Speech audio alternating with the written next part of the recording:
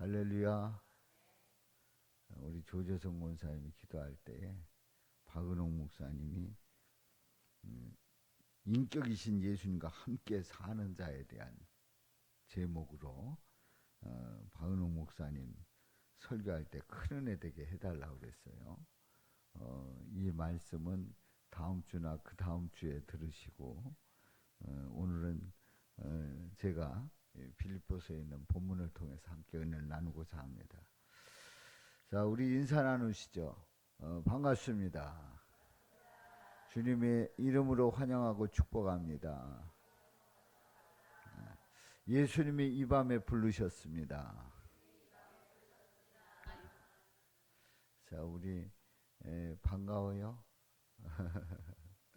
반가워요. 자, 여러분들 건강하시죠? 오늘도 기쁘게 사셨어요? 자, 오늘 이제 본문 말씀은 우리가 새벽 기도를 계속 이어서 보고 있는 겁니다. 자, 우리는 빌립보서에 있는 이 말씀을 보면서 한 가지 전제하기를, 이 말씀을 기록하여 빌립보 교회에 편지를 보내는 사도 바울의 형편과 사정이 좋았을까요? 아니면 나빴을까요? 환경이 좋지 않았어요. 왜냐하면 어디에서 하기 때문에? 감옥에 있기 때문에. 옥중서신입니다. 옥중서신. 이제 잠시 후에 말씀을 드리겠습니다만은 이제 옥중에 있으면서도 어느 때는 로마 옥중에서 나와서 세를 살면서 기거한 적도 있습니다. 한 2년 동안. 이제 그때 또 편지를 쓰고 하는 그런 내용은 있습니다만은 옥중서신이에요. 그러니까 옥중에서 사도 바울이 가장 불편한 그러한 때에 이 말씀을 썼단 말이지요. 그런데 우리가 생각을 해보면 감옥에 갇힌 그 상황, 그래서 자유롭지 못한 그 상황이 그야말로 그에게는 가장 위기고 어려움이고, 그리고 인생에 있어서 정말 가장 최저점을 찍을 수도 있습니다. 그런데 그것은 표면이에요. 표면. 그 이면은 감옥에 갇히기 때문에 뭐 사람들 만나는 것도 자유롭지 않고, 또 할 수 있는 것도 자유롭지 않고, 다 갇혀서 그 좁은 방 안에 있는 가운데서 누구만 바라보게 돼요? 예수님만 바라볼 수 있단 말이지요.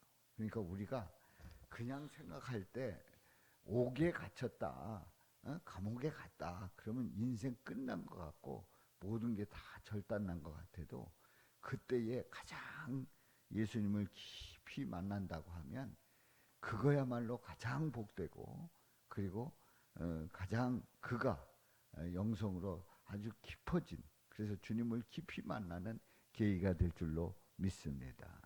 그래서 이제 이렇게 얘기하는 분들이 있어요. 교도소에 있는 그분들과 그들을 붙잡아 가지고 재판을 해서 감옥에 보내는 분들, 그 사람들아, 두 종류의 사람들하고 누가 천국에 많이 갈 것 같으냐, 이렇게 얘기를 질문을 하는 거예요. 어떤 부류의 사람들이 천국 많이 갈 것 같아요? 의롭고 자기가 다 판단하고 죄 졌다 안 졌다 해서 감옥에 보내는 그 사람들은 오히려 자기 의의가 있기 때문에 주님을 깊이 만나지 못할 가능성이 있어요. 그러나 감옥에 갔지만 그 옥중에서, 그 어려운 환경 속에서 그야말로 인생의 그냥 가장 낮은 곳에 간 그 사람은 어쩌면 주님을 더 깊이 만날 수도 있단 말이지요.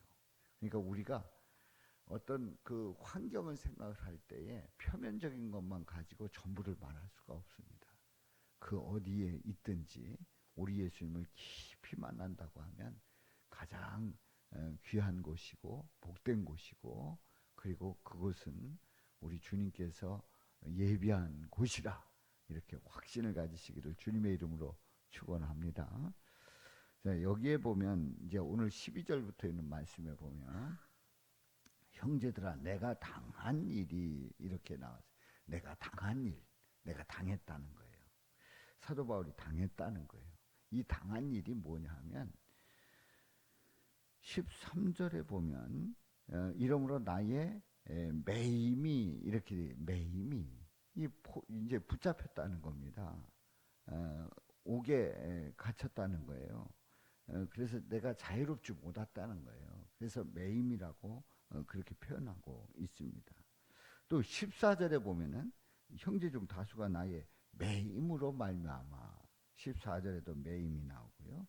또 17절에도 보면은 그들은 나의 매임에 괴로움을 더하게 할 줄로 생각하여 순수하지 못하게 다툼으로 그리스도를 전파하느니라 이렇게 말씀을 하고 있어요.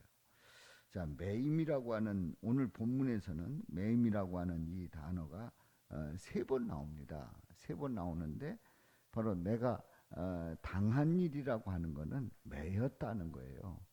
내가 자유롭지 못하다는 거예요. 옥중에 있다는 거예요. 그래서 그 상황이 편치 않다는 겁니다. 그런 그 당한 일, 사도 바울이 이렇게 당했는데 이 당한 일이 어떤 일이 일어나냐면 내가 당한 일이 그 뒤에 보면은 우리 다 같이 읽어봐요. 12절 말씀 우리 다 같이요. 시작. 형제들아 내가 당한 일이 도리어 복음 전파에 진전이 된 줄을 너희가 알기를 원하노라. 아니 사도 바울이 붙잡혀서 감옥에 갇혔는데 당했는데 오히려 복음 전파에 어떻게 됐대요? 복음 전파하는 일이 어려워졌대요? 아니라는 거예요. 진전이 된 줄을 너희가 알기를 원하노라. 너희가 이 사실을 알아야 한다는 거죠. 투옥됐다는 거예요. 감옥에 갇혔다는 거예요. 매였다는 거예요. 그런데 그것이 오히려 복음 전파의 진전이 됐다. 그래서 이제 빌립보서 1장 25절에 보면은 믿음의 진보와 기쁨을 위하여 너희 무리와 함께 거할 이것을 확실히 아노니 이렇게 말씀하고 있어요. 자, 복음 전파의 진전이 됐다. 오히려 믿음의 진보, 믿음이 더 성장했다는 거예요. 또 믿음 가운데서 더 기뻐했다는 거예요. 그리고 디모데전서 4장 15절에 보면 전심전력하여 너의 성숙함을 모든 사람에게 나게 하라. 복음 전파가 진전이 됐다. 바로 믿음의 진보를 가져왔다. 믿음의 진보를 가져왔다라고 하는 그것은 믿음이 더 성장했다는 거예요. 전심전력해서 너의 성숙함을 모든 사람에게 알게 하라. 디모데에게 사도 바울이 권면을 하고 있거든요. 사랑하는 성도 여러분, 우리는 우리의 상황이 안 좋을 때가 있어요. 어려울 때가 있단 말이죠. 그래서 어떤 우리가 믿음 생활을 하면서 하얀 곡선을 달릴 때도 있고 무슨 일을 만날 때도 있고 또 어느 때는 이제 그 투병 중인 그런 상황에 닥칠 때도 있고 생각보다 어려운 그러한 일들을 우리가 만날 때가 있어요. 그런데 그때는 오히려 우리에게는 믿음의 진보가 이루어지는 믿음이 더욱 자라는 또 복음 전파의 진전이 되는 그런 역사가 함께하기를 주님의 이름으로 축원합니다. 그래서 우리는 그때에 더 전심전력해서 너의 성숙한 모든 사람에게 알게 하라. 우리는 더 믿음 생활에 전심전력하는 가운데 주님 확실히 붙잡고 주님께서 나와 함께 하심을 확신하면서 믿음으로 담대히 나가시기를 주님의 이름으로 축원합니다. 그래서 여러분들이 어려움 당하면 걱정이 담임 목사로서 걱정되잖아요. 저런 일이 있으면 어떡하나 또 막 하나님 원망하고 좌절하고 낙심하고 그리고 예수 믿어서 다 소용없다고 하면 어떡하나 막 이런 걱정이 앞설 때가 있어요. 그런데 여러분들 보면 그거는 저의 그 기우예요. 잘못된 생각이에요. 어리석은 생각이었어요. 오히려 그때에 더 주님 의지하고 우리 주님이 나와 함께 하시고 확신하면서 주님을 바라보고 예수님을 고백하는 그 모습을 보면 너무 감사하고 너무 그야말로 믿음 안에서 대견스러운 그러한 모습을 보게 됩니다. 바로 이런 역사들이 있기를 주님의 이름으로 축원합니다. 어떤 일을 만나든지 우리는 후퇴하지 아니하고 전심전력에서 확신을 가지고 나가잖아요. 우리 주님이 다 그렇게 역사하시고 일을 이루실 줄로 믿습니다. 자, 13절 말씀 우리 다 같이 읽습니다. 시작. 이러므로 나의 매임이 그리스도 안에서 모든 시대 안과 그 밖의 모든 사람에게 나타났으니 아멘. 자, 이러므로 나의 매임이 이제 옥중에 갇힌 그 상황이에요. 근데 이 매임이 이런 복음 전하는 사람들에게 매이는 그런 일이 일어날 거라는 그 말씀을 우리 예수님께서 그 속죄시기를 보내는 그런 가운데 미리 다 말씀을 하셨습니다. 어딜 보냐면 누가복음 21장 12절을 봐요. 누가복음 21장 12절.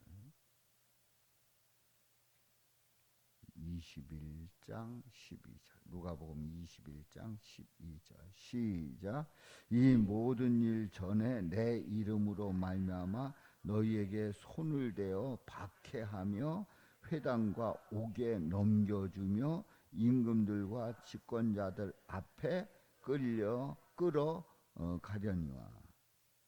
아니 세상에 우리 주님의 그 놀라운 그 은혜의 말씀을 증거하시는데 우리 예수님을 따라다니는 그런 사람들한테 완전히 세상 말로 초를 치는 말씀을 하십니다.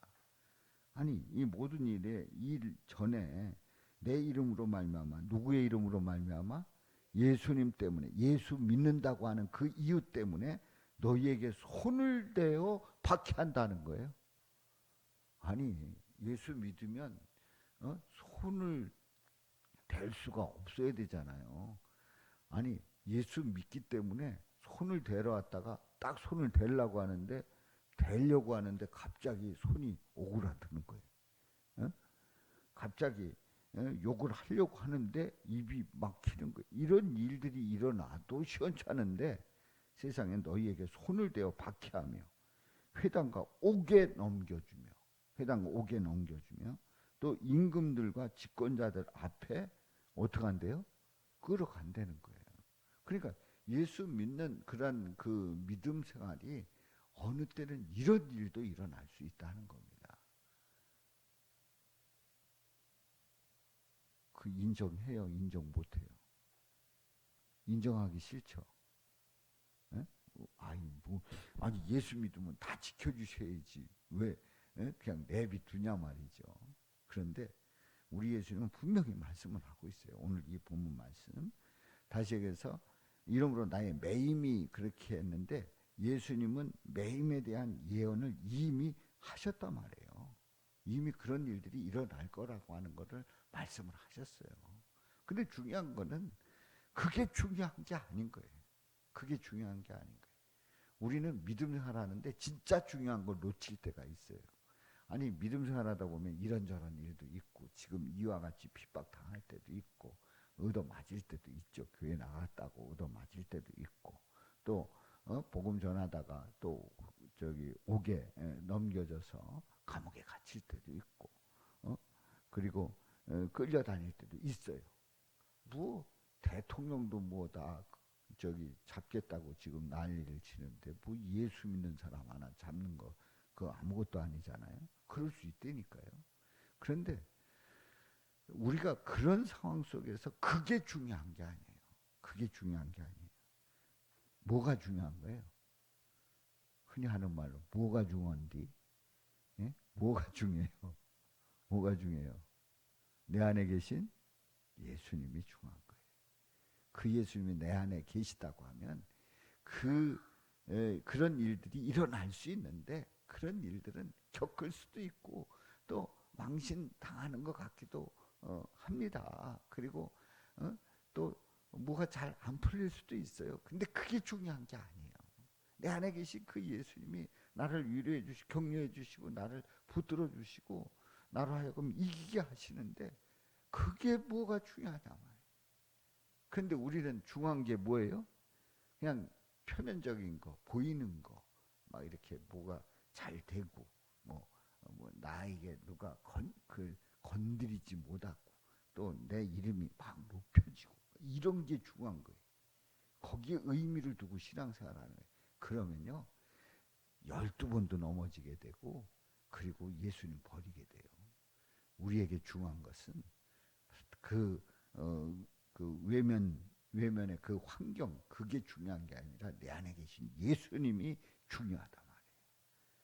아멘? 확신 가지시기를 주님의 이름으로 축원합니다. 그래서 우리가 예수 믿으면서 자꾸 쓸데없이 그렇게 중하지도 않은 그거 가지고 평가하잖아요. 뭐 누구네는 어떻고 저떻고 예수 믿는데 뭐 저 모양이 어떻고 또 명절 다가오잖아요. 명절 다가오는데 저 집은 예수 믿어서 어떻게 했대요? 아주 뭐가 안 되는 것 같아. 뭐가 잘 안 되는 것 같아. 막 이러잖아요. 물론 그렇게 보이지요.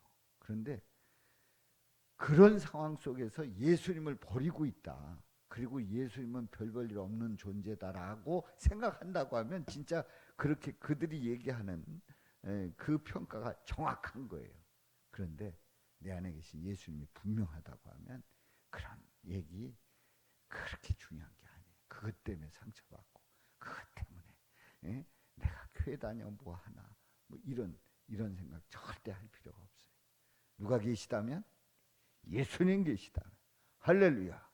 확신 가지시고 내 안에 계신 예수님을 확신하면서 동행하시기를 주님의 이름으로 축원합니다. 그래서 이제 14절 보면요. 여기에 또 매임이 나와요. 시작. 형제 중 다수가 나의 매임으로 말미암아 주 안에서 신뢰함으로 겁 없이 하나님의 말씀을 더욱 담대히 전하게 되었느니라. 아니 형제 중에 다수가 전부는 아니라는 거예요. 전부는 아니에요. 나중에 나옵니다마는 사도 바울이 그 매임을 당하는 그런 가운데서 옥중에 갇히는 그 가운데서 전부는 아닌데 형제 중 다수가 나의 매임으로 말미암아 내가 이런 그 환경 속에서 어려움을 당하고 있는데 그런데 오히려 주 안에서 신뢰함으로 주님 안에서 오히려 더 주님을 의지하고 주님 바라보고 주님께서 지켜주신다는 확신을 가지고 주 안에서 신뢰함으로 겁 없이 하나님의 말씀을 더욱 담대히 전하게 되었다는 거예요. 할렐루야. 얼마나 멋져요. 이것이 바로 예수 믿는 사람의 진짜 모습입니다. 할렐루야. 그러니까 이제 그냥 이런 예를 이제 우리 교회에 그대로 적용을 한다고 하면 이제 우리 교회가 이렇게 이제 모이지 않습니까? 이제 건물이 중요한 게 아니라 우리 공동체가 교회라는 걸 말씀을 드렸죠. 자, 우리 공동체가 이렇게 믿음 생활을 하는데 담임 목사가 하여튼 뭔 일이 생겨가지고 감옥에 가게 됐어요. 우리 그 복음을 전하다가 어떤 환경 속에서 감옥에 가게 됐어요. 그러면은 교회가 쫑날까요? 아니면 더 열심히 모일까요? 섭섭한디.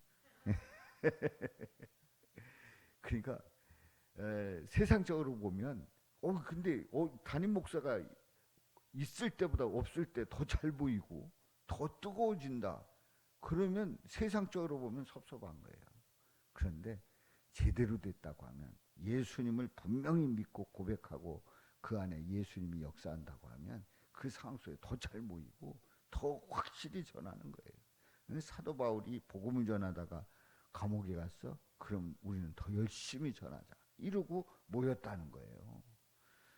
바로 빌립보 교회에 그런 그 말씀을 써 보내면서 편지로 써 보내면서 바로 그 매임으로 말미암아 주 안에서 신뢰함으로 겁없이 하나님의 말씀을 더욱 담대히 전하게 되었다 하는 사실을 빌립보 교인들에게 알려주고 빌립보 교인들을 격려하고 또 힘을 얻는 그런 말씀을 전하고 있지요. 그렇습니다. 그래서 15절에 있는 말씀. 자, 그런데요. 이제 이런 거예요. 매임의 긍정적인 모습은 매였단 말이에요. 옥중에 갇혔는데 더 좋은 모습은 어떤 모습이었냐면 주 안에서 어떻게 했대요? 신뢰했대요. 신뢰했어요. 주 안에서 신뢰하는 거예요. 그리고 두 번째는 겁없이 하나님의 말씀을 더욱 담대히 전했다는 거예요. 그리고 15절 먼저 읽고요. 시작. 어떤 이들은 투기와 분쟁으로 어떤 이들은 착한 뜻으로 그리스도를 전파하나니. 자, 긍정적인 모습이에요. 매임의 긍정적인 모습 속에서 겁없이 하나님의 말씀을 더욱 담대히 전하고 착한 뜻으로 그리스도를 전파합니다. 그리스도를 전파하는 거예요. 자, 그리고 16절에 있는 말씀에 보면 시작. 이들은 내가 복음을 변증하기 위하여 세우심을 받은 줄 알고 사랑으로 어떻게 됐대요? 사랑으로 합니다. 자, 이런 모습들, 아주 긍정적인 모습들, 복음을 변증하기 위해서. 그러니까 사도 바울이 옥중에 갇혀서 재판을 받게 되고 어려움을 겪게 되고 하는데 복음을 변증한다. 복음을 전하는 거예요. 증명해 보여주는 거예요. 복음이 참 복음이다. 예수 그리스도를 말씀한다라고 하는 것을 그 나타내 보이는 그 변증하기 위해서 세우심을 받는 줄 알고 그렇게 해서 세우심을 받았다는 걸 아는 거예요. 그래서 사랑으로 그 일들을 감당하는 거예요. 얼마나 멋있습니까? 얼마나 감사합니까? 그렇습니다. 복음을 전하기 위해서 세우심을 받았다고 확신하면서 사랑으로 하나가 되고 사랑으로 그 일들을 감당하는 그런 모습들이 매임 속의 긍정적인 모습이에요. 근데 여기 아까 말씀드렸습니다마는 형제 중에 다수가 나의 매임으로 말미암아 주 안에서 신뢰했다고 그랬잖아요. 형제 중에 다수가 그거 보면은 형제 중에 다 그런 건 아닌 거예요. 다 그런 건 아닌 거예요. 그래서 그럼 그렇지 못한 경우는 어떤 경우냐 하는 겁니다. 15절 보세요. 15절 상반절 시작. 어떤 이들은 투기와 분쟁으로 그러니까 서로 질투하고 너 때문에 그랬다. 그냥 원인을 자꾸 찾는 거예요. 누구 때문에 그랬다. 뭔 일이 생기면 그러잖아요. 그게 누구 때문에 그러냐. 누구 때문에 그랬다. 뭐 때문에 그랬다. 그러면서 그런 가운데서 이제 어떤 주님의 뜻을 구하는 게 아니라 막 투기하는 거예요. 그리고 분쟁하는 거예요. 그래서 막 누가 잘났네, 못났네, 뭐 어쩌고 저쩌고 하면서 투기와 분쟁으로 나가는 사람들이 있단 말이에요. 자, 이럴 때 고린도후서 11장 13절에 보면 이렇게 말씀을 합니다. 이런 자들을 뭐라고 말하는가를 한번 보겠어요. 고린도후서 11장 13절. 고린도후서 11장 13절. 제가 성경을 미리 안 드렸어요. 그러니까 조금 늦더라도 여러분들 오늘은 늦죠. 그러지 마시고 조금 기다리자고요. 고린도후서 11장 13절. 11장 13절 고린도후서 11장 시작. 오히려 타이밍이 더 안 맞네. 시작. 그런 사람들은 거짓 사도요 속이는 일꾼이니 자기를 그리스도의 사도로 가장하는 자들이니라. 이게 좋은 모습이에요? 아니에요. 거짓 사도고 속이는 일꾼이고 자기를 그리스도의 사도로 가장하는 자들이다. 우리가 믿는다고 가장하는 거예요. 내가 뭐 이렇게 뭐 열심인데 자기 의로 가득해가지고 예수님 전혀 상관없이 내 자존심 건드렸다고 펄펄 뛰는, 그러니까 자기를 그리스도의 사도로 가장하는 거예요. 그리스도의 사도다 이렇게 얘기를 하면서 실제로는 거짓하고 속이는 그런 일꾼이란 말이지요. 안타까운 모습이지요. 자, 그러나 우리 주님은 그런 가운데서도 복음은 역사합니다. 그런 가운데서 복음은 그 증거되는 줄로 믿습니다. 더 확장되는 줄로 믿습니다. 그 말씀이 어디 있냐면 어디 찾아볼 필요도 없어요. 바로 17절을 한번 봐요. 17절 시작. 그들은 나의 매임에 괴로움을 더하게 할 줄로 생각하여 순수하지 못하게 다툼으로 그리스도를 전파하느니라. 아니, 그들은 나의 매임에 뭘 더하게 된대요? 괴로움을 더하게 할 줄로 생각하여 순수하지 못하게 어떻게 함으로? 다툼으로 그리스도를 전파한대요. 좋은 모습이에요? 어그러진 모습이에요? 어그러진 모습이에요. 이게 좋은 모습은 아니에요. 좋은 모습은 아니에요. 긍정적인 모습은 아니에요. 그 매임으로 말미암아 괴로움이 더 해주는 걸로 생각을 하는 겁니다. 교회가 좀 어렵다고 해서 또 뭐가 어쩌다고 해가지고 그렇게 해서 그게 큰 괴로움으로 더해진다 생각을 하면 순수하지 못하게 다툼이 일어나게 되고 이제 그런 가운데서 그리스도를 전파한다는 거예요. 빌립보서 2장 3절에 보면 이런 권면의 말씀을 합니다. 아무 일에든지 다툼이나 허용으로 하지 말고 오직 겸손한 마음으로 각각 자기보다 남을 낮게 여기고가 아니라 낮게 여기고 더 낮게 여기고 하는 말씀이 있어요. 다툼이나 허용으로 하지 말라는 거예요. 야고보서 3장 14절에 보면은 그러나 너희 마음속에 독한 시기와 다툼이 있으면 자랑하지 말라. 진리를 거슬러 거짓말하지 말라. 자랑하지 말라. 진리를 거슬러 거짓말하지 말라. 이렇게 권면하고 있어요. 그렇습니다. 우리는 다툼 가운데 있다고 하는 거 그렇게 좋은 모습이 아닙니다. 또 다툼이 있을 때는 그걸 빨리 풀어가면서 그 가운데서 그 문제들을 해결해 나가야 돼요. 우리 대한민국이 지금 대통령이 깜빵에가 있어요. 대통령이 깜빵에가 있어가지고 그야말로 그 대통령이 깜빵에가 있는데 그 깜빵에 간 대통령을 잡아다가 뭐 수사하겠다고 막 그럽니다. 뭐 하여튼 그쪽 얘기는 그렇고. 근데 그 다툼이라고 하는 거는 결코 좋은 게 아닙니다. 우리 조선시대 때에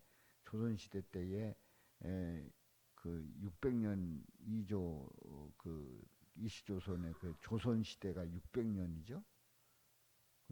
틀리지 않죠?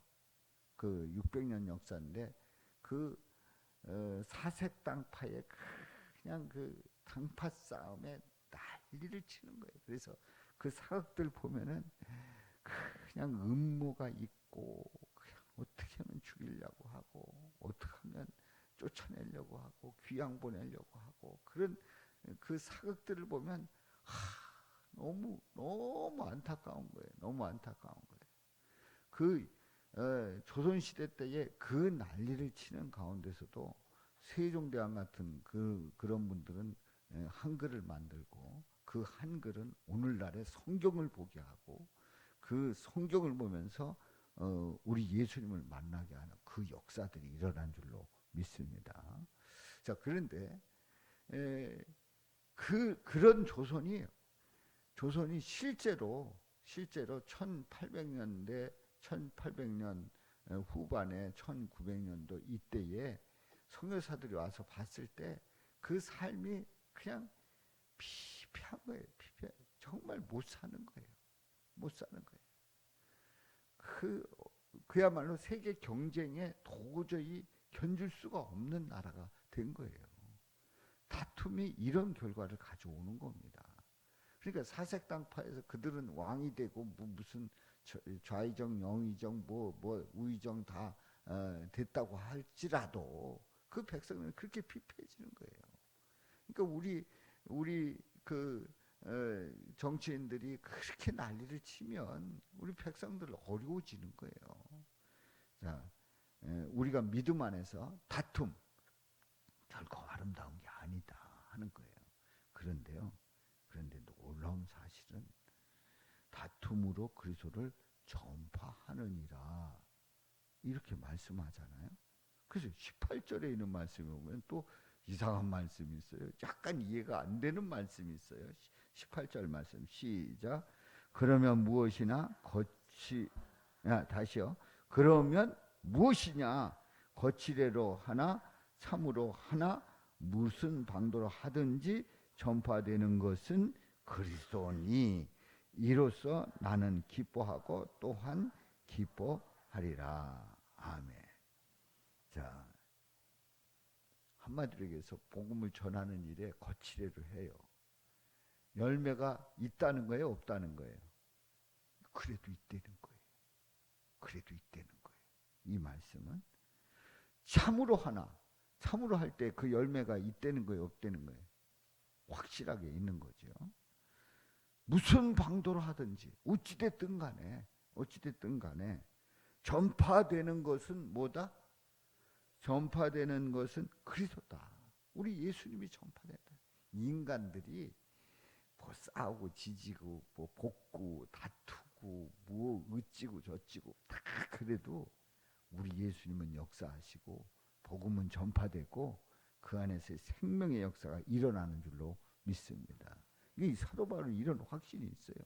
그러니까 빌립보 교인들 그들에게 편지를 보내면서 이렇게 내가 매여 있어가지고 매인 가운데서도 주 안에서 신뢰하고 겁없이 하나님의 말씀을 더욱 담대히 전하고 그리고 착한 뜻으로 그리스도를 전파하고 복음 전하기 위해서 그래서 세우심을 받은 줄 알고 사랑으로 그 모든 일들을 감당하는 그런 긍정적인 모습도 있지만 다투는 사람도 있었단 말이에요. 다투는 사람도 있고 또 그게 이제 괴로움을 더하게 할 줄로 생각해서 순수하지 못하게 다투고 막 어찌고 저찌고 막 얘기를 하는데도 근데도 거칠애로 하든지 참으로 하든지 무슨 방도로 하든지 전파되는 것은 누구다요? 그리스도다. 그리스도는요 인간에 의해서 짓밟히는 분이 아니에요. 아멘. 우리가 예수님을 무시한다 그래서 예수님이 무시당해가지고 어디 가서 찔찔 짜고 누가 나 싫어한대. 나 저 인간 때문에 나는 예수 못하겠어. 이리고 쩔쩔매냐만 절대 그런 분이 아니에요. 상관없어요. 만약에 여러분들이 복음을 전하지 않으면 뭐를 통해서도 복음 전한다고요? 돌들을 통해서도 복음 전하게 한다. 그러니까 우리는 주님 앞에서 그저 엎드리고 죄인임을 고백하면서 부족함을 고백하면서 주님의 은혜가 아니면 우리는 살아갈 수 없음을 고백하면서 주님께서 나를 쓰실 때에 감사함으로 나를 드리고 또 주님께서 사명 주실 때 그거 사명 감당하고 나가면 우리 주님은 우리를 통해서 귀한 일들을 이루시고 역사하시는 줄로 믿습니다. 근데 내가 안 해도 못 하신다? 아니에요. 주님은 내가 난 아니야. 나 예수 믿는 체질이야. 나는 교회를 다녀도 전도 체질이 아니야. 나는 내가 예수 믿으면 믿었지 딴 사람 예수 믿게 하는 건 오바야. 뭐 이러면서 한다고 할지라도 우리 예수님은요 하실 일 다 이루신단 말이에요. 그러니까 우리는 주님 바라보면서 믿음으로 나갈 수 있기를 주님의 이름으로 축원합니다. 맨 마지막 9절 시작. 이로써 안 떴구나. 저기 18절 말씀. 18절 말씀. 우리 그 성경 보면 시작. 이로써 나는 기뻐하고 또한 기뻐하리라. 예, 이로써 나는 기뻐하고 또한 기뻐하리라. 그러니까 사도 바울이 기뻐하는 그 기쁨의 원동력이 어디에 있냐면 누구를 볼 때에 성도들을 보니까 그렇게 내가 매였는데도 그렇게 서로 신뢰하고 하나가 돼서 복음을 전하고 힘써 주님의 뜻을 이루려고 하는 그 모습 보니까 기뻐요. 근데 그거와 상관없이 다투고 뭐 어찌고 저찌고 하는데도 그리스도는 전파되는 거예요. 그러니까 이 사도 바울은 기뻐하는 그 기쁨의 그 원천이 어디 있냐면 누구에게 있다는 거예요? 예수에게 있다. 예수님에게. 우리도요 믿음 생활하면서 기쁘게 믿음 생활하고 싶어요. 슬퍼하면서 믿음 생활하고 싶어요. 지질 짜면서 믿음 생활하고 싶어요. 그러니까 제가 딱 물을 때마다 기뻐하면서요. 이렇게 대답하면 돼요. 여러분들이 믿음 생활할 때에 기쁘게 믿음 생활하고 싶어요? 기쁘죠. 기쁘게 하고 싶죠. 질질 짜면서 하고 싶어요? 성질 내면서 하고 싶어요? 이제 나는 절대 안 한다 이렇게 말하면서 하고 싶어요? 아니 나는 신앙생활 하다 보니까 이게 마음에 안 들어 다 때려칠래 하면서 하고 싶어요? 기쁘게. 누구 때문에? 사람 때문에. 사람은요 언젠가는 다 실망합니다. 아내가 저를 보면서 늘 저기 기뻐하는 줄 알아요? 성질나는 원천이 저에게 있고요. 짜증나게 하는 원천이 저에게 있어요. 사람 보면요 기뻐할 수가 없어. 결국 물론 보면서 다 그렇게 우리가 함께 나갑니다만은 결국은 우리 기쁨의 원천이 누구에게 있다고요? 예수님에게 있어요. 할렐루야. 우리 예수님에게 기쁨의 원천이 있음을 고백하면서 나를 보면 제가 요새 세상에 여기 모니터에 그전에 눈 똑바로 뜨고 딱 보면 다 보였거든요. 요새 안 보이는 거예요. 그래가지고 막 틀리게 읽는 거예요. 엉뚱하게 읽고 막 이러는 거예요. 그래가지고 막 눈 이랬다가 올렸다 내렸다 다 안 돼. 그냥 계속 그래요. 그래서 이게 지금 눈에 뭔가 시력이 약해졌구나 해서 가야 되는데 결국은 나를 봐도 실망하게 돼요. 기쁘지가 않은 거예요. 그런 모습 보면. 그런데 누구 보면? 예수님 보면 기뻐할 수 있어요. 할렐루야. 이런 역사가 함께하기를 주님의 이름으로 축원합니다. 19절부터 21절에 있는 이 말씀은 내일 새벽에 여기 있는 분들 다 나오시면 이 말씀을 듣고 여기에 놀라운 비밀이 있음을 깨닫게 될 줄로 믿습니다. 할렐루야. 살아계신 아버지 하나님